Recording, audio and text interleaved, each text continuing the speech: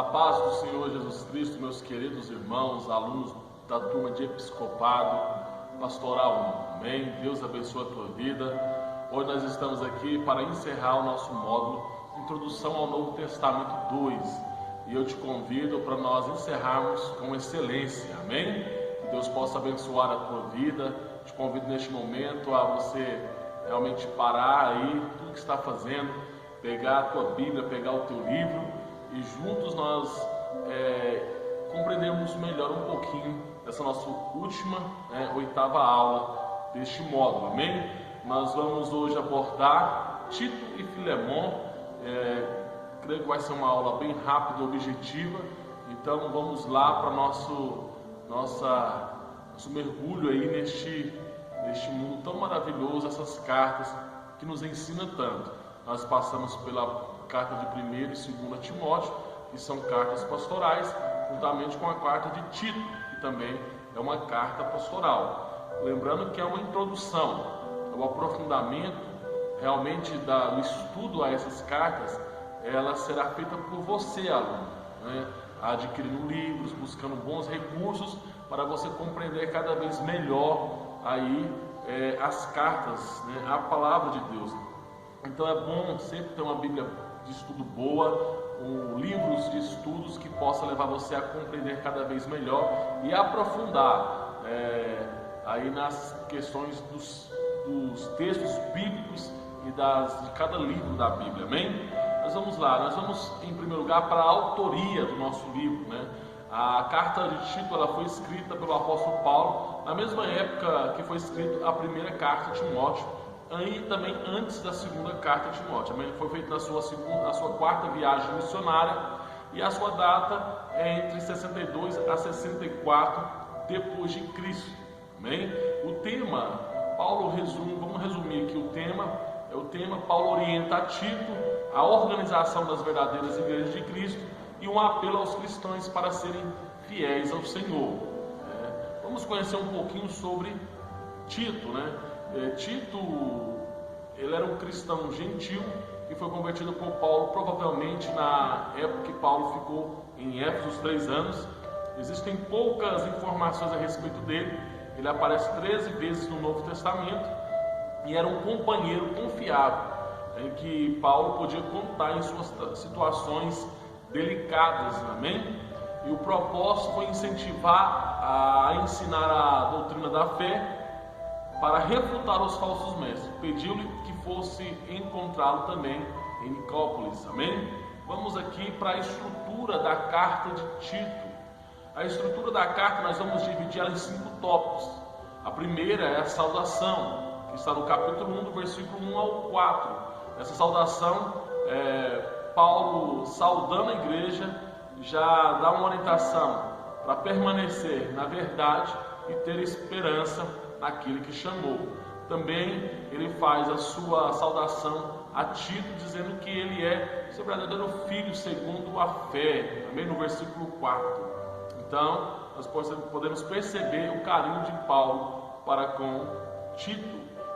Também o segundo tópico, organizações às igrejas de Creta. Está no capítulo 1, do versículo 5 ao 16. Aí no seu livro você vai perceber que Creta era uma região formada por quase 90 cidades.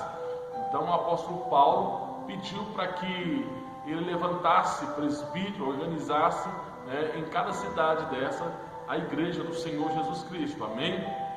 Por que ele deixou aqui Tito estava em Creta? Por que Paulo deixou? Nós vamos ver aqui no capítulo 1, versículo 5, que ele deixou ali justamente para pregar a sã doutrina, E isso é muito importante. Também no capítulo 1, do versículo 6 ao 9, nós vamos ver as qualificações para os presbíteros.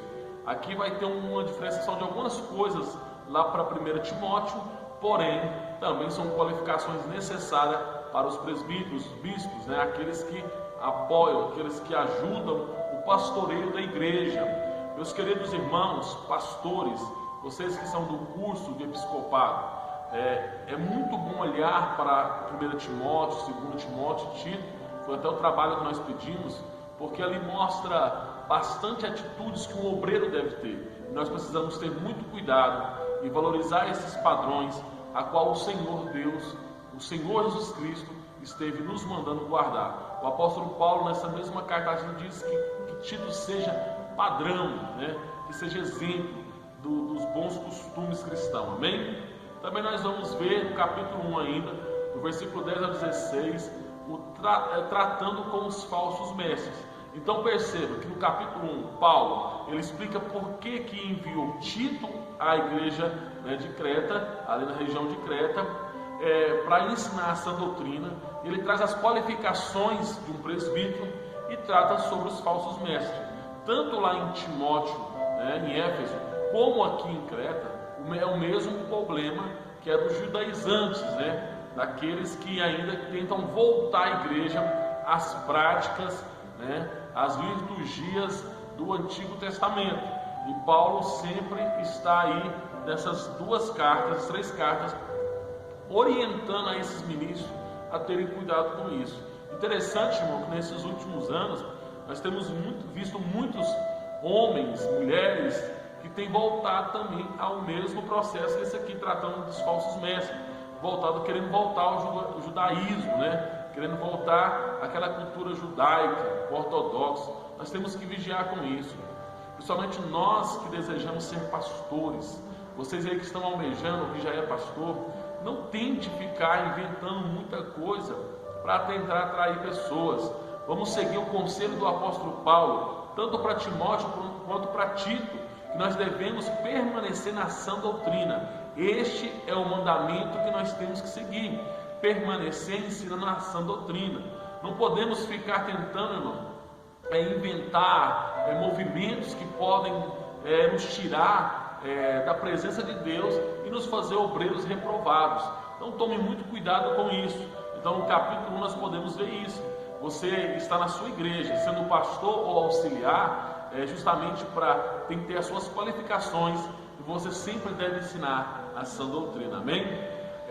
No tópico 3, nós vamos ver já no capítulo 2, Paulo vai instruir vários grupos aqui no capítulo 2. Ele começa a instruir novamente Tito, né, sobre os cuidados que Tito deve ter em ensinar a sã doutrina, e também ele agora está abordando também o comportamento dos idosos, das mulheres idosas, das mulheres jovens casadas, dos jovens e dos servos. Você observa que existe um comportamento para cada classe da igreja. Precisa-se ter um comportamento. Nós vamos ver ali na saudação que o apóstolo Paulo, no capítulo 1, ele vai saudar e falar sobre a forma de viver de forma piedosa. O que é viver de forma piedosa? É viver uma vida pautada na palavra de Deus, em santidade, em conformidade com a palavra de Deus. Então, aqui Paulo ensina como que deve ser o tratar dos idosos para com os demais. As mulheres mais velhas, elas devem ser exemplo e ensinar as mais novas, né? E as mais novas devem honrar os seus maridos, devem ser boas donas de casa, cuidar dos seus filhos. Os jovens devem ter um comportamento agradável aos demais, né? Até a sua forma de falar, nós vemos ali que Paulo aborda. Hoje nós vemos que até mesmo dentro da igreja, os nossos jovens vivem com o seu vocabulário cheio de gírias, e isso não é bom. Nós precisamos ensinar, desde a criança até o mais velho, ao comportamento que a palavra de Deus nos instrui a ter, porque nós somos chamados e transformados pela palavra de Deus. E aqui também até os servos. Os servos aqui, ele deveria honrar, ser fiel aos seus patrões. Nós vamos ver em outras cartas que diz que deve ser fiel como ao Senhor, né? Acho que, se eu não me engano, Pedro diz isso, que devemos servir como servir ao Senhor, e cada um deve servir ao seu patrão como a Deus. Interessante que aqui eu quero até aplicar isso aos nossos dias, a você que é trabalhador. Nós observamos muito no meio do trabalho que às vezes há rebeliões, com más conversações, e o cristão às vezes envolve nesses montinhos, e a Bíblia não nos deixa participar disso. A Bíblia nos orienta a fugir disso. Se você for em Gálatas capítulo 5, a partir do versículo 19, os frutos da carne, você observará ali que que nós não devemos fazer parte desse tipo de coisa. Então, meus queridos irmãos, você que trabalha, tem o seu patrão, louve a Deus, seja fiel, honre a Ele, eu tenho certeza que Deus vai te honrar. Amém? Também nós temos no capítulo 2, ainda no versículo 11 ao 14, as bases teológicas para a vida cristã.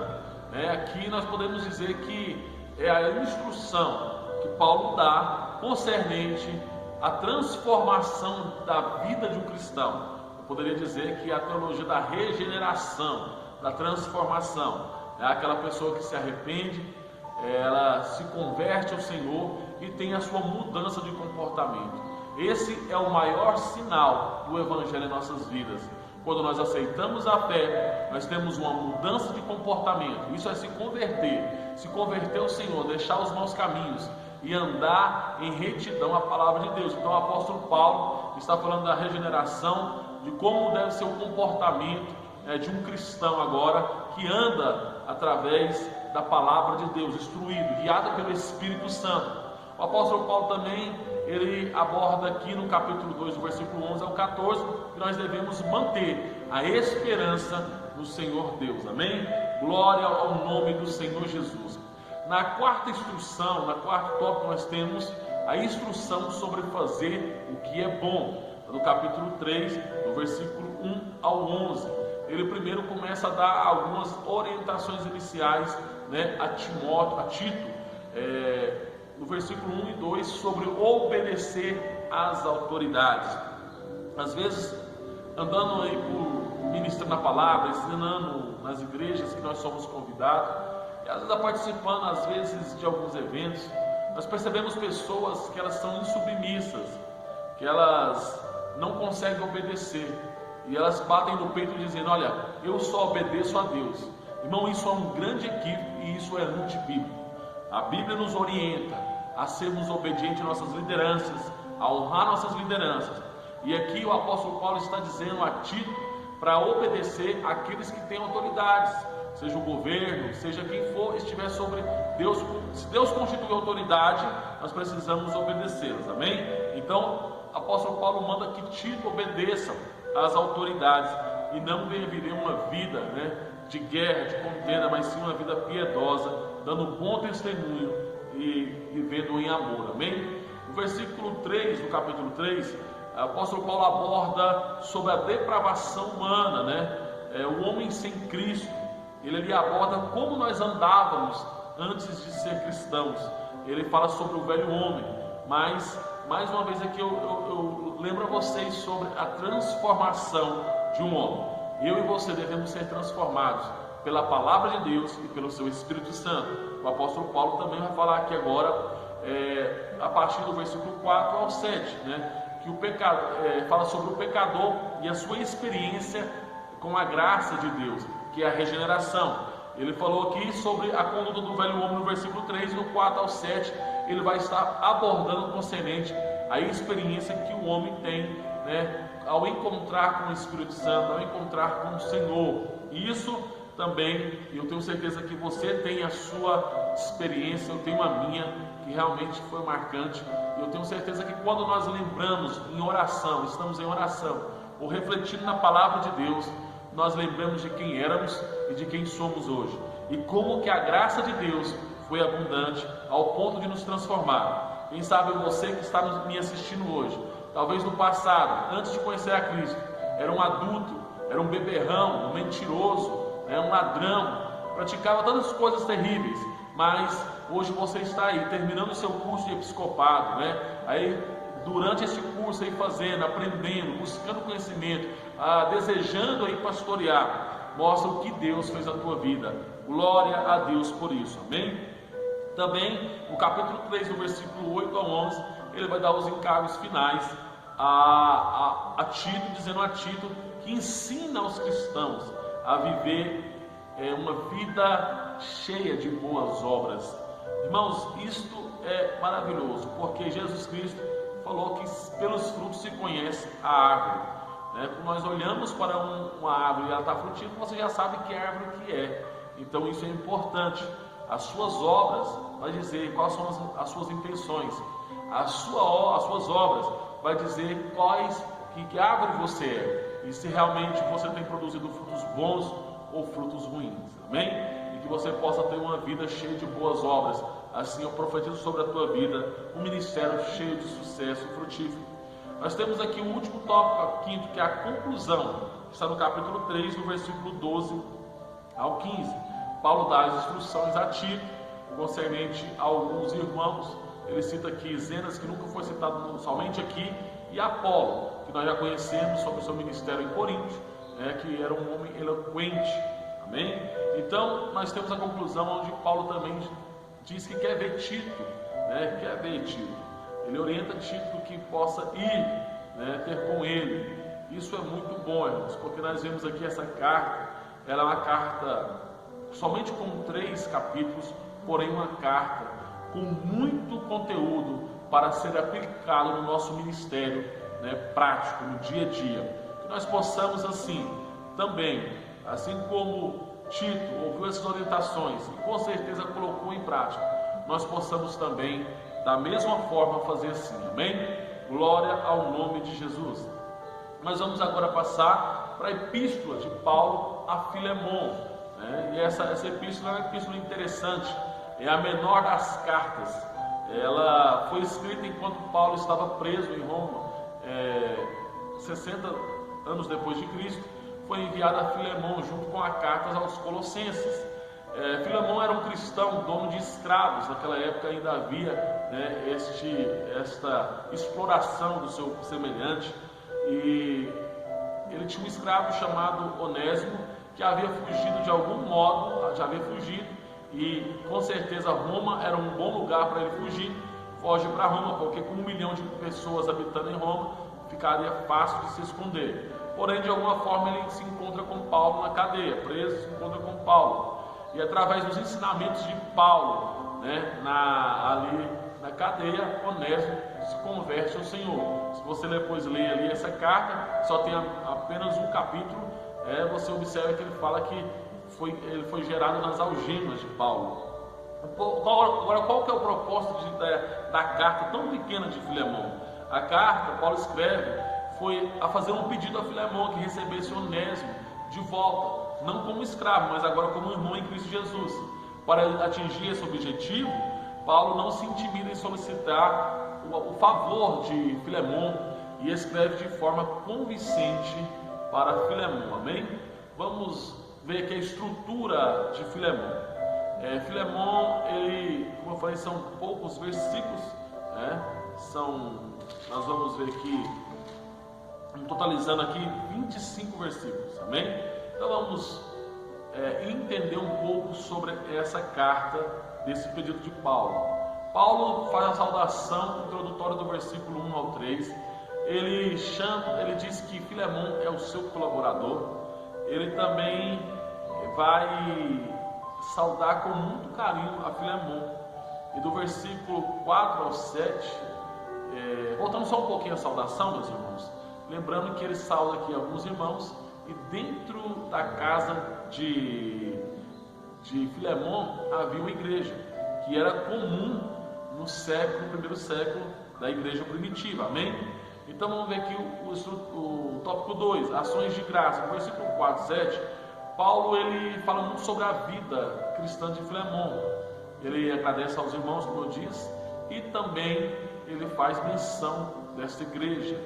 No versículo 8 ao versículo 1, Paulo faz um pedido especial a Onésimo, que era para receber de volta Onésimo, que Filemon deveria receber Onésimo de volta, não mais como um escravo, porque provavelmente Onésimo tinha fugido, ele com certeza poderia ter apropriado de algo que não era dele, para fugir ali de Filemon. E quando ele está com Paulo, se converte a Cristo, você observa que o coração de Onésimo muda, e com certeza esse pedido foi do próprio Onésimo de voltar. E o pedido do apóstolo Paulo é desta forma. Paulo diz que se alguma coisa Onésimo fez com ele, que é no versículo de número 19, algum prejuízo, Paulo pagará do próprio bolso, para que ele receba, para que ele venha receber Onésimo como um irmão em Cristo, e não mais como um escravo. Você observa o quanto esse pedido de Paulo é maravilhoso, né? E Paulo, ao abordar Filemon, ele não quer que Filemon se sinta obrigado. É uma coisa que nós devemos tomar muito cuidado na igreja. Por isso que é muito bom nós aprendermos a buscar livros sobre lideranças, para aperfeiçoarmos cada vez mais o nosso pastoreio. Existem muitos bons livros sobre a arte de pastorear, como pastorear, pastor de ovelhas, existe a arte da liderança, existem muitos livros que falam concernente a essa arte, porque às vezes Paulo poderia forçar, pelo seu posicionamento como um apóstolo do Senhor Jesus Cristo, Filemon se sentir constrangido em fazer por obrigação, e o Evangelho não é isso. Nós não podemos impor o que nós recebemos. Se você recebeu a autoridade de Cristo, você não pode usar ela como autoritarismo, né? E fazer com que as pessoas façam o que você quer que faça, porque você é o pastor. Não, nós precisamos entender que as pessoas devem fazer o que nós pedimos pela essência que há em nós, não por obrigação, mas por influência.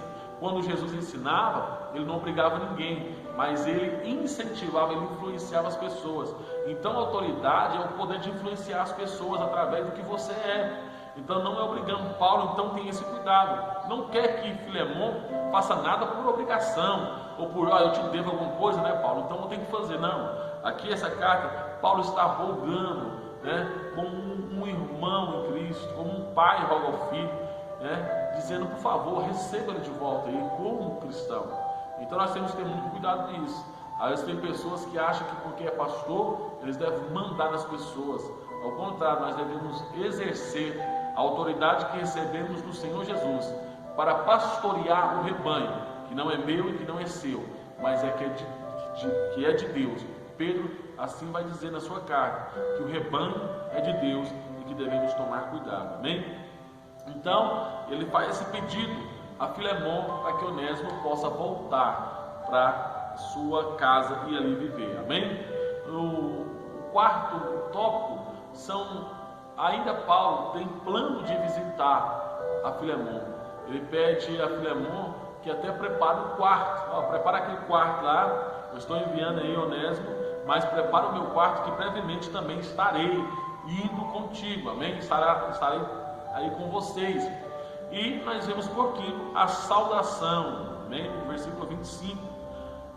A saudação, lembrando que no versículo 24 ele faz menção daqueles irmãos que são cooperadores perto de Paulo, aqueles que realmente estão junto de Paulo. Isso é maravilhoso abordarmos o versículo 24, porque na caminhada, não pense em você, que porque você se tornou pastor, você é dono e você vai conseguir fazer tudo sozinho. Nós não conseguimos fazer nada sozinhos. Nós necessitamos dos obreiros, necessitamos das nossas lideranças, necessitamos dos irmãos da igreja, porque você sozinho não é uma igreja, mas não existe pastor sem rebanho, nem rebanho sem pastor. Então nós precisamos entender da importância das pessoas. O versículo 24 diz assim, o versículo 23, saudam-te Epáfras, prisioneiro comigo em Cristo Jesus, Marcos, Aristarco, Demas e Lucas, meus cooperadores. Você também temos Tito, como nós passamos, e também Timóteo. Irmãos, você precisa muito dos seus cooperadores. Você não faz nada sozinho. Você não faz nada sozinho. É por isso que você precisa influenciar. Tem que ter uma essência vindo de dentro de você. E essa essência é dada através de recebermos o Espírito Santo de Deus para fazermos toda boa obra. Amém? Então aqui Paulo, ele cita os seus cooperadores. Outra coisa eu digo a você que já é pastor, ou você que vai se tornar pastor, sempre honra aquelas pessoas que estão ao seu lado, porque elas que fazem o sucesso do seu ministério. Porque se elas forem fiéis e honrar você, aquilo que Deus põe no seu coração vai fluir.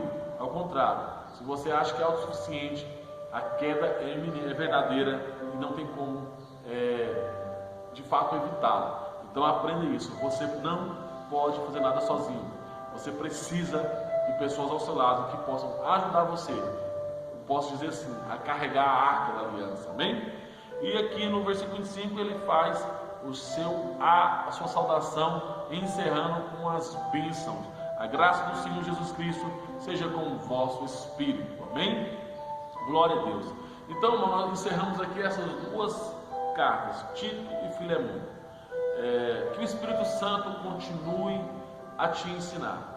Se eu não alcancei o objetivo, e que o Espírito Santo continue a estar aí te orientando. Muito obrigado por assistir a aula. Muito obrigado pela sua sede de conhecimento. Eu quero agradecer a Deus pela tua vida. Nós estamos aqui encerrando esta última aula. Que Deus possa prosperar os seus caminhos. Que você que está terminando o curso agora, que você seja uma bênção na obra de Deus. Que você possa ser um instrumento de bênção como foi Timóteo, como foi Tito. Eu sou grato a Deus pela tua vida.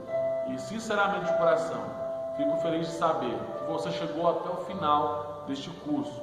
Mesmo em meio às dificuldades, mesmo às distâncias, meio a todo esse caos que nós estamos vivendo, que não foi fácil. Sei que não foi fácil estudar desta forma. Não era assim que você tinha se programado. Mas coube a Deus nos permitir estudarmos assim. E que Deus possa abençoar a tua vida, porque eu vejo você como um vencedor, você que se esforçou e chegou até o final desse curso. Deus abençoe a tua vida. Deus abençoe a tua família. Deus abençoe o teu ministério. Um abraço do professor, pastor Eduardo, e que Deus possa estar contigo na sua caminhada, e quero ver sucesso no teu ministério. Amém? Um abraço.